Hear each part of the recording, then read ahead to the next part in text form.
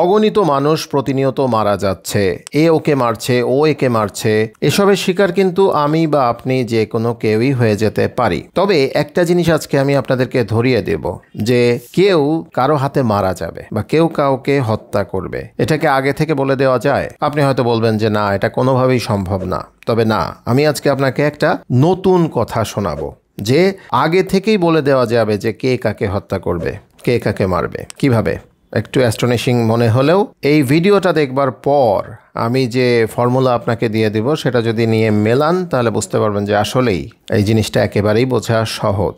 এজন্য আমি একটা উদাহরণ আপনাদের সামনে নিয়ে আসি। ধরেন একটা পানিতে কিছু কুমির বাস করে। এখন তার মধ্যে একটা কুমির সে মাঝে মাঝে করে কি, ওই ডাঙায় যেয়ে একটু রোদ পোহায়। মানে সে তার এইটা একটা রুটিন ওয়ার্ক, প্রত্যেক দিন যায় এবং সেখানে যে তার রোদ পোহাতে হয়, কারণ এটা হচ্ছে তার শারীরিক একটা সুস্থতার জন্য প্রয়োজন হয়। এখন এই ব্যাপারটা দেখে তার আশেপাশের যে কুমির রয়েছে সেই কুমিরগুলো তাকে বলছে যে তুমি এরকম যে যাও, তোমার ওই যে যখন ডাঙায় যাও সেখানে তো প্রায় বাঘ আনাগোনা করে, যে কোনো মুহূর্তে বাঘের দল এসে বা অন্যান্য হিংস্র প্রাণীর দল এসে তোমাকে অ্যাটাক করতে পারে, তুমি মারা পড়তে পারো, বিভিন্ন ধরনের ভয় দিয়ে দেয়। তখন সেই কুমিরটা ডাঙায় যাওয়া বন্ধ করে দেয়। এই যে ডাঙায় যাওয়া বন্ধ করে দেয়, এরপরে দেখা যায় যে তার একের পর এক শারীরিক বিভিন্ন সমস্যা শুরু হয়ে যায় এবং অল্প কিছুদিন পর সে মারা যায়। তো এই কুমির দিয়ে আমি একটা এক্সাম্পল টানলাম এজন্য যে কুমির একটা হিংস্র প্রাণী। কুমির এমন শক্তিশালী একটা প্রাণী যার কিন্তু মানে যে কামড় সেটা প্রচুর শক্তি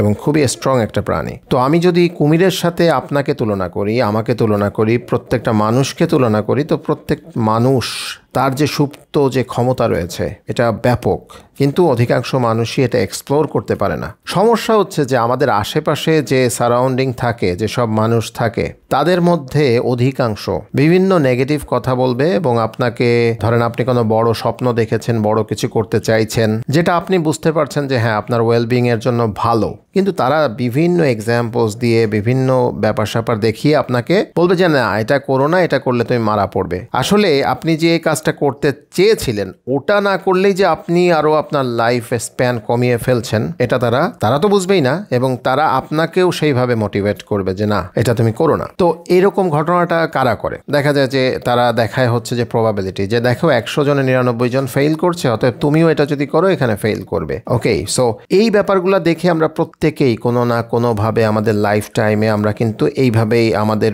সমাজের বিভিন্ন কথাবার্তার শিকার হয়ে আমরা যে বড় কোনো স্বপ্ন দেখেছিলাম বা বড় কিছু করবার যে একটা প্রয়াস আমরা চালাচ্ছিলাম সেটা স্টপ করে দেই। আর এটাকেই আমি বলছি যে কেউ কাউকে হত্যা করবে কিনা এটা বোঝার একটা উপায়। অর্থাৎ আপনি লাইফে যে বড় স্বপ্ন দেখেছিলেন, বড় যা কিছু হতে চেয়েছিলেন, সেটাকে মেরে ফেলা মানেই হচ্ছে যে আপনাকে আসলে অর্ধমৃত করে ফেলা। মানে যেখানে একটা লিমিটেড লাইফের মধ্যে ঢুকে গেলেন, আপনি আপনার যে স্বপ্ন ছিল সেটার বাস্তব রূপ দান করতে পারলেন না, এটাই আসলে মৃত্যু। তো এটাই আমি আজকে বোঝাতে চেয়েছিলাম একটু রূপক অর্থে, একটু অন্যভাবে, যাতে করে বিষয়টা আপনাদের কাছে আরো বেশি গ্রহণযোগ্য হয়। তো আশা করি এখন বুঝতে পেরেছেন যে সত্যিকার অর্থেই কি আমাদেরকে শেষ করে দিবে এটাকে আমরা আগে থেকে বুঝতে পারি কিনা। হ্যাঁ, ওই যে ফাইন্ড আউট করে ফেলেন যে কে কে আপনাকে আসলে কোনো ভালো কোনো কাজ, বড় কোনো কাজ করতে ডিসকারেজ করছে, তারাই আসলে আপনার মৃত্যুর জন্য দায়ী। আশা করি বুঝতে পেরেছেন।